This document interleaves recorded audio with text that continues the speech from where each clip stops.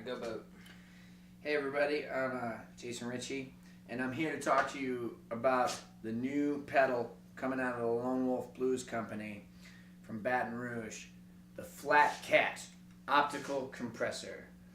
This is it right here. It just came out. It'll be available in a couple weeks from the time that this video shows.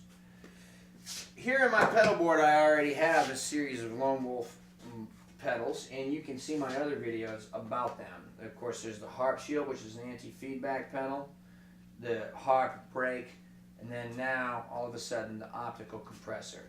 After that, I'm running a delay and the Sonic Maximizer. I always run those pedals, and you're going to be able to hear what this pedal sounds like today. So, I use my Harp Break here as a preamp, so I'm getting a little bit of a signal boost. I'm also getting a signal boost from my wireless. And then I'm choosing to compress that signal afterwards. There's a couple of reasons I do this. I've always done this for a very, very long time. I first discovered it using a Boss OC2 octave pedal. I turned the octaves off and the volume all the way up. I had this great sound. I didn't know what it was. I later found out it was compression.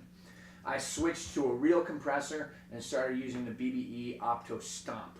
And then I got in touch with my buddy Randy over at Lone Wolf to see if we could possibly improve on the Opto Stomp, and I sincerely 100% feel that we have. And with two knobs, okay, here, right here, the Flat Cat, okay, it's colored like the moon, like a moon cat, and it has two knobs, the volume and the squash. Okay, the squash right over here is the actual compression and activation here. And the volume here is to counteract the fact that when you step on a compressor, it tends to drop the volume, at least with a harmonica. So this is where you're going to have to, at home, sit around and tweak a little bit. Let's check out the difference between compression on and off.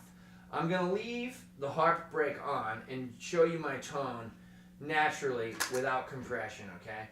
So all I'm running through right now is the Harp Shield, which is just an anti-feedback device, the Harp Break, which is boosting my signal a little bit and giving me a little bit of distortion, which you can check out in my other videos, and then some delay, and then the Sonic Maximizer, which is like music in high def, okay?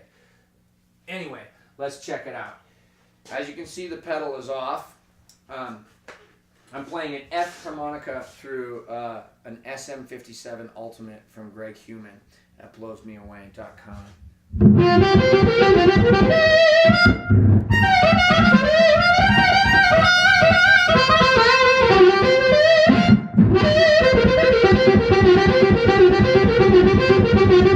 The reason I'm playing them fast licks so back to back is I'm trying to demonstrate what this pedal is going to do. When I play fast licks back to back without compression, they tend to blur together. When I hit the compression, they tend to sound like just a little bit sharper, a little bit clearer. Each note is isolated and has a more equal value. So, one more time without the pedal.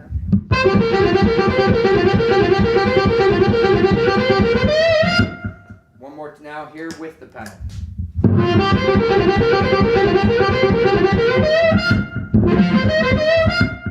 Now let me turn the compression up a little bit. I'm turning the squash knob up, and I'm also going to turn the volume up a little bit to match the amount of squash that I'm adding, and match the sound of the amp without the compression pedal on.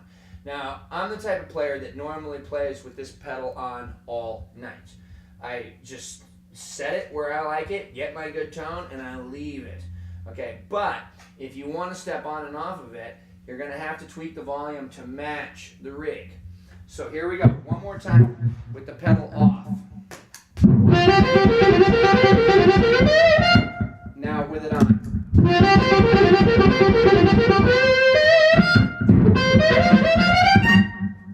Off.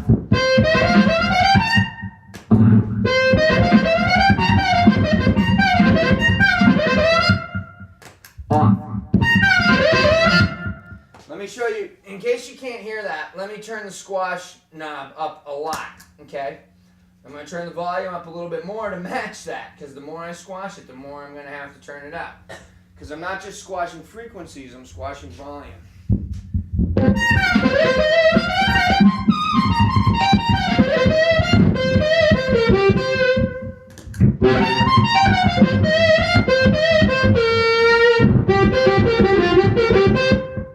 Let's go to a lower harmonica.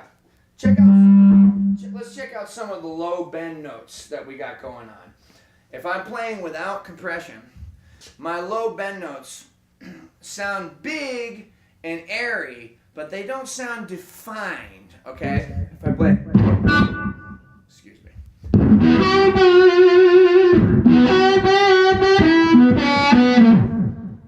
Or if I play with the compression.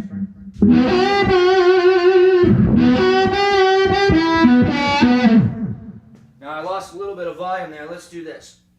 Let's turn the squash knob down a little bit, back where I normally run it, which is right around 9 o'clock, a little bit over.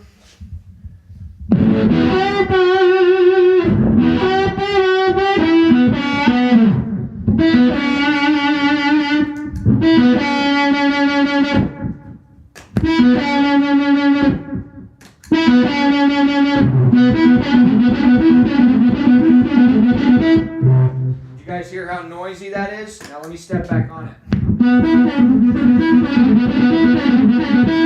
Now, the thing is, every time I step on this pedal, I'm losing a little bit of volume. You can turn the volume up on your rig. The pedal actually helps to reduce feedback just a hair. In addition, if you're running a harp shield, you can turn your rig up, turn your compression up, boost your signal with the harp brake, and turn your amp up. So you're consistently getting more and more volume, more and more tone, and at an more even sound frequencies. I don't know how to say it. One quick thing: when you're playing this particular instrument, there are certain notes on the instrument that have a different timbre. For example, the 2-draw bend. It doesn't sound the same as. It has its own kind of little frequency. And if you've been playing a while, you'll notice when you play through a rig, certain notes come alive and certain notes are more loud than others. If you're going for the type of sound where you want everything to sound even and cool and fast, if you're playing fast at all in any kind of context, compression's definitely for you. When you're playing overblows, the frequency of an overblow, I'm going to turn this pedal off for a second. The frequency of an overblow doesn't tend to sound very good through most harp amps or amplified period. I don't know if you can notice which notes are overblows, but there's one. There's another one.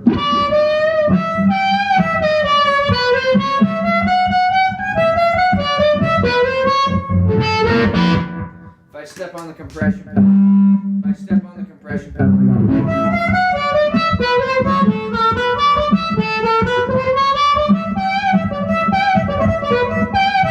off, on,